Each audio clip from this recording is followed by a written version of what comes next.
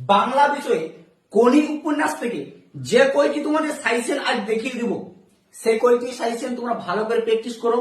এই সাজেশন গুলির মধ্যে তোমাদের ফার্স্ট ইউনিট টেস্টে কমন পেয়ে যাবে।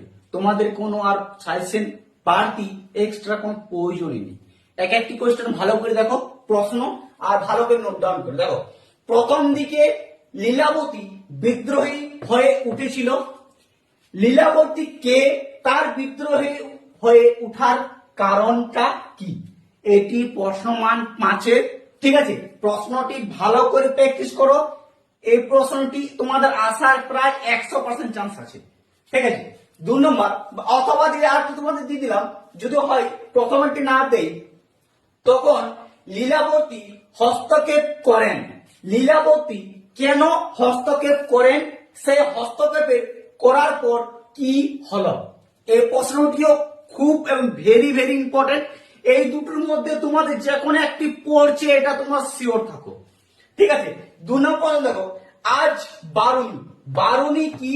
এই অনুষ্ঠান উপলক্ষে কি করা হয়?